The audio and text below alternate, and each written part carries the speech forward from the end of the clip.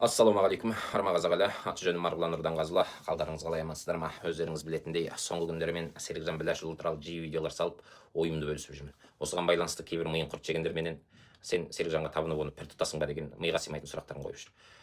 Оларға айтар жауабым жоқ. Мен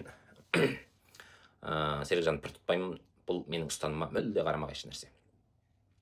Бірақ мен оның күресін бағалаймын. Ол кісі қорықпай сөйлейтін, шындық үшін басын бәйгеге тіккен азамат. Мейлі Серікжан болсын, мейлі Мұхтар Әбіләз болсын, я болмаса басқа оппозиция өкілдері болсын, бәрі пенде. Артықшылығымен қоса қателігі де бар. Сол үшін ағайын, біз Аллаху табарека ва тағаладан басқа ешкімге табынбауымыз керек. Біз қазақ бірақта біреу шықса болды, одан қолдан құдай жасап, соны көсем тұтып, соған табынып кететін бір дертіміз бар. Бұл өте қауіпті нәрсе. Бір адамға табыну ол құлдық сананың басы. Бірақ біз тұлғаны құрметтей білуіміз керек.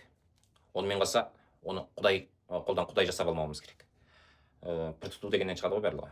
Пір тұту ойлауды тоқтатады. Әмбе бүтін жауапкершілікті өзгеге апарып арта салуға алып келеді. Әгер әки пір тұта қалсақ не боламыз деген сұрақ келеді екен ойыңа.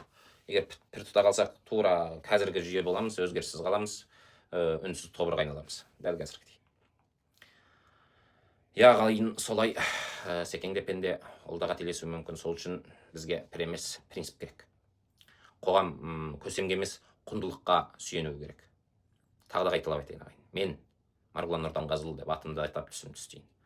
Тәңір табарека ва тағаладан басқа ешкімге табынбаймын. Мен тек шындықты қолдаймын. Кім шындықты айтса, мен соның жанындамын. Бірақ оны пір тұтпаймын. Соқыр сеніммен артынан еріп соңынан ілесіп кетпеймін.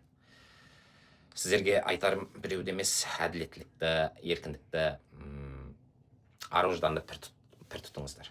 Сонда ғана біз нағыз демократия, нағыз еркін қоғамды құра аламыз. Рахмет, сау саламатта болыңыздар. Видеомды ерінбей бөлісіңіздер, парақшама жазылып, лайк басыңыздар. Ой-ояу жастар көбейсін десеңіздер, сіздер де бірлікте үн қосыңыздар.